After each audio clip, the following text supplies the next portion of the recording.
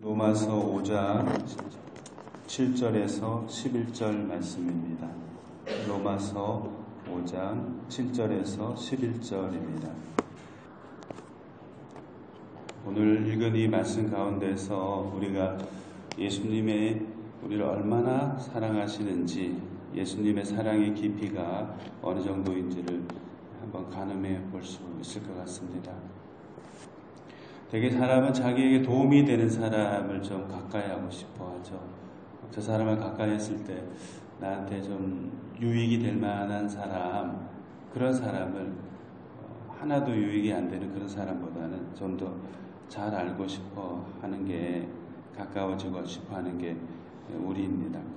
그것이 물질적인 도움이 되었던, 또는 심리적으로 도움이 되었던, 또 장래, 가깝거나 먼 장래에 반드시 그 사람이 필요할 듯한 그런 부류의 사람들을 찾는 것이 일반적인 경향성이죠.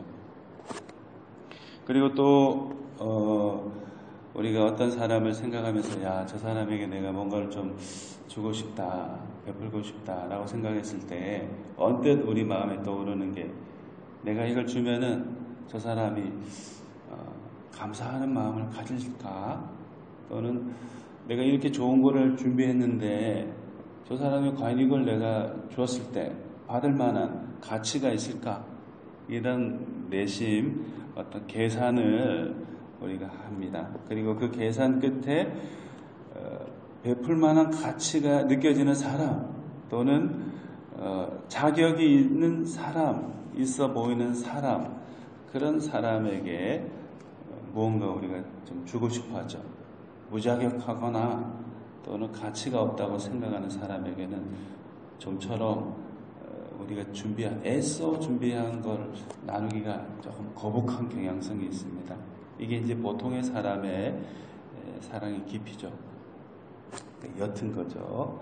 이익이 되거나 가치가 있다고 생각하는 사람, 자격이 있어 보이는 사람에게만 접근해서 뭔가를 주려고 하니까 굉장히 옅습니다. 그런데 우리가 잘 알고 있지만 예수님의 사랑은 전혀 다르죠. 예수님의 사랑의 깊이와 그 전달 방식은 일반적인 사람들의 경향성과는 아주 다릅니다. 그것을 잘 느끼게 해주는 표현이 6절과 8절에 잘 나타나 있어요. 6절에 보면 우리가 아직 연약할 때에, 또 경건하지 않은 자를 위하여, 또 8절에는 우리가 아직 죄인 되었을 때, 이렇게 표현하고 있죠. 아직 연약해요. 신체적으로 연약할 수도 있을 것이고, 정신적으로 연약할 수 있을 것이고, 영적으로도 연약할 수 있을 것이고, 이만한 가치의 것을 주었을 때 그게 어느 정도 무게감을 가지고 있는지 전혀 생각지 못하는 사람이죠. 그만큼 그 마음의 깊이가 옅기 때문에, 연약하기 때문에 별로 이거 줄 만한 가치가 느껴지지 않는 사람이죠. 경건하지 않는 사람, 불경한 사람이죠. 아주 일반적으로 우리로 치면은 예배도 안 드리고, 기도도 안 하고, 성경 말씀도 안 보고, 하지 말라는 짓만 하고, 그런 사람, 그런 아주 못된 사람, 그런 사람이에요. 그리고 선한 마음이 없는 죄인, 여전히 아직까지도 죄인의 상태에 머물고 있는 그 사람, 그런 사람, 아직 연약하고 경건하지 않고 죄인인 사람, 그런 사람인데도 불구하고, 무가치하고 무자격한 사람, 미성숙한 사람인데도 불구하고, 환영받지 못하는 사람인데도 불구하고 우리 주님이 그런 사람들을 사랑하신다고 이렇게 말씀하셨죠. 이런 예들은 성경에 참 많죠. 예를 들어서 예수님이 처음 제자들을 부르실 때 맨 처음에 4사람을 갈릴리 호숫가에서 부르셨잖아요. 귀족을 부른 건가요? 아니면은 거룩한 신앙의 사람을 부른 건가요? 또는 사회적으로 평판이 아주 자자한 사람을 부른 건가요? 그거 아니죠. 고기 잡고 있는 사람을 불렀어요. 어부라고 해서 무시할 건 아니지만은 일반적인 사회적인 식견에서 보았을 때는 아주 평범하게 그지없거나 어떤 육체 노동을 하면서 지내는 조금 하층 부류의 사람으로 분류될 수 있는 그런 사람들이에요. 그 사람들이 뭐 믿음을 고백하고 나를 제자로 삼아주세요 이렇게 나온 것도 아니에요. 그냥 열심히 일하고 있는데 예수님이 나를 따라오너라, 내가 너희를 사람을 낚는 나무가 되게 하겠다 이렇게 하면서 불러주셨죠. 가치감이 느껴지거나 중후한 멋이 있거나 이런 사람이 아니었어요. 그럼에도 불구하고 여전히 연약하고 부족함이 있는 그들을 부르셔서 초청하시어 훈련시키시고 하나님 나라의 일꾼으로 삼아주셨죠. 또 한 번은 예수님이 세관을 지나가시다가 세리마태를 발견하게 되었어요. 세리마태도 주님, 제가 주님을 따라다니면서 하나님의 나라를 위해서 헌신하기를 원합니다. 저를 받아주십시오. 이렇게 청원하지 않았어요. 열심히 자기 일을 하고 있는데 예수님이 그 세리마태를 당신의 사람으로 부르셨죠. 세리는 잘 아시고 계시듯이 당시에 별로 환영받는 사람이 아니에요. 돈에 눈이 먼 사람, 또 민족의 피를 빨아서 제 주머니를 채우고 지배국인 로마에 득이 되는 일을 하는 사람, 그런 아주 무가치한 사람, 가까이 하기에는 너무 거북한 그런 부류의 사람으로 인식되었습니다. 그런데 예수님은 그 마태에게 나를 따르라 똑같이 말했어요. 4명의 어부를 부를 때와 똑같이 나를 따르라 이렇게 말씀하셨고, 그뿐만 아니라 마태의 집에 가서 식사를 나누게 됐죠. 그때 동료인 마태의 동료인 다른 세리들도 모이고, 또 성경의 표현에 보면은 다른 죄인들도 모였다고 그랬어요. 거룩함을 지향하는 예수님 같으면은, 우리 저 같으면은 그런 사람들의 손가락질을 받고 지탄을 받는 사람, 불경한 사람이라고 취급받는 사람들이 와글와글 모여있는 곳에 가기가 약간 좀 거북할 거예요. 다른 사람이 봤을 때, 야, 어떻게 목사가 저런 사람들한테 가가지고 같이 밥을 먹고 그러지? 이상한 사람이야. 이렇게 생각할 수 있잖아요.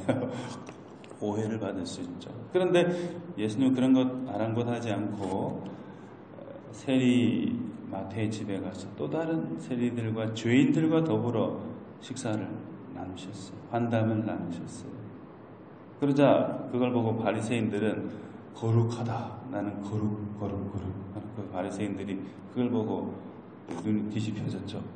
아니, 너희 선생은 어찌해서 세리와 죄인들과 함께 밥을 먹고 그러냐? 부정한 사람들과 함께 어울리다니. 너희 선생이란 자도 별 볼 일 없는 사람이에 틀림이 없구나. 이런 식으로 말을 했죠. 분노와 불만에 찬 그 바리새인들이었습니다. 그런데 예수님이 그들에게 말씀하셨죠. 건강한 자에게는 의사가 쓸데없고 병든 자에게라야 쓸데있느니라. 너희는 가서 내가 긍휼을 원하고 제사를 원하지 아니하노라 하신 뜻이 무엇인지 배우라. 나는 의인을 부르러 온 것이 아니요 주인을 부르러 왔노라. 이렇게 말씀하셨습니다. 병든 자, 죄인, 또 무자격한 자, 무가치한 자라 치부되는 그런 사람들을 예수님은 한 사람도 놓치기를 원치 않으셨고, 그 사람들은 다 당신의 사랑 안에 품어주셨습니다. 우리가 아직 연약할 때에도, 경건하지 않은 자로 남아있을 때에도, 아직 죄인 되었을 때에도 예수님은 우리에게 다가와서 우리를 품어주시는 깊이 있는, 깊이를 알 수 없는 사랑으로 우리를 품어주셨습니다. 그런 사랑을 우리가 받고 있는 거죠. 얼마나 감사해요. 그렇기 때문에 때로 우리가 실수하고 넘어져도 이제 끝이구나 생각할 필요가 없어요. 이미 다 아시지만 그럼에도 불구하고 우리를 불러주셨으니까 그때는 다시금 주님 앞에 고백하면서 다시 그 깊이 알 수 없는 큰 사랑에 우리를 다시금 내어맡기고 주님에게 다시금 사랑을 고백하며 돌이키는 그런 우리가 되게 되겠습니다. 또 그런 깊은 주님의 사랑에 합당하게 보답하며 살아가는 우리가 되어야 되겠습니다. 그리고 두 번째가 예수님의 사랑의 깊이에 대해서 또 생각해 볼 수 있는데, 신문에 보니까, 그 인터넷 신문에 보니까 1988년에 아르메니아에서 강도 7의 큰 지진이 났대요. 강도 7하면 엄청나게 강한 그런 지진인가 봅니다. 건물 대부분이 파괴되고 사상자가 무려 5만 5천 명이나 돼요. 5만 5천 명이면 엄청나게 많은 거죠. 5만 5천 명이면은 진짜 대재앙이죠. 대재앙. 지옥 같은 도시가 되어버렸어요.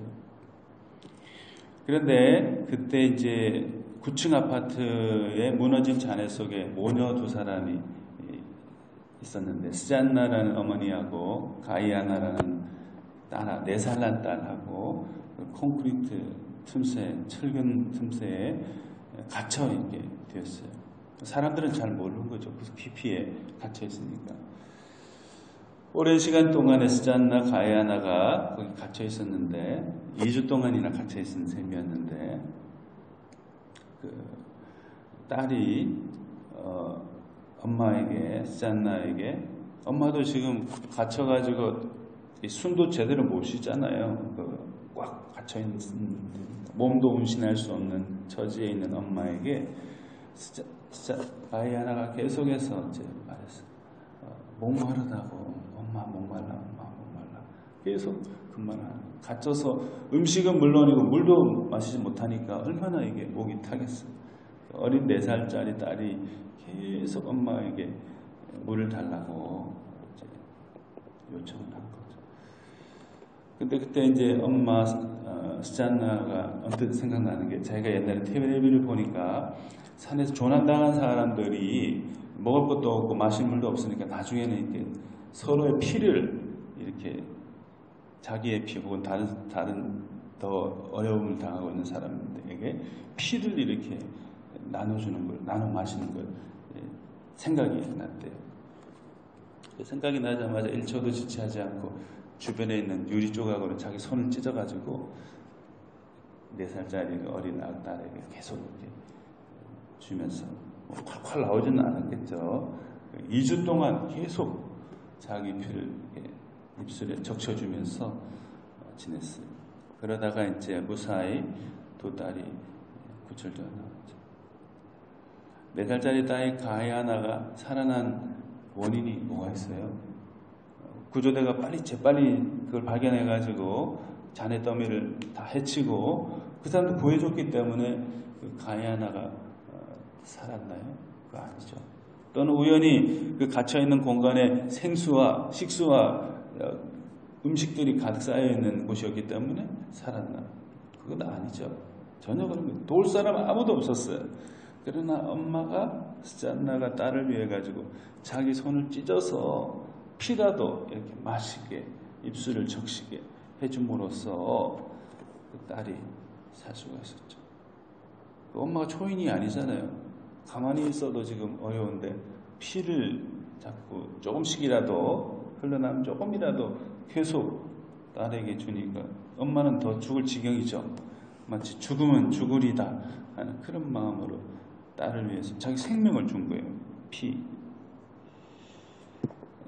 이런 어머니의 사랑이 있어서 딸이 살게 되었다. 그래서 이제 어머니의 사랑이라는 걸 검색해 보면은 이 이야기가 또 나옵니다.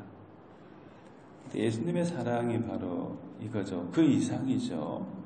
죄인된 사람, 무가치한 사람, 도움이 전혀 안 되는 그런 부류의 사람들이, 세상의 사람들을 위해서 십자가에서 당신의 몸을 찢어서 그 피를 통해 사람들이 생명을 얻을 수 있도록 해주셨잖아요. 본문 6절, 8절, 9절, 10절에도 그런 표현들이 있는데, 그리스도께서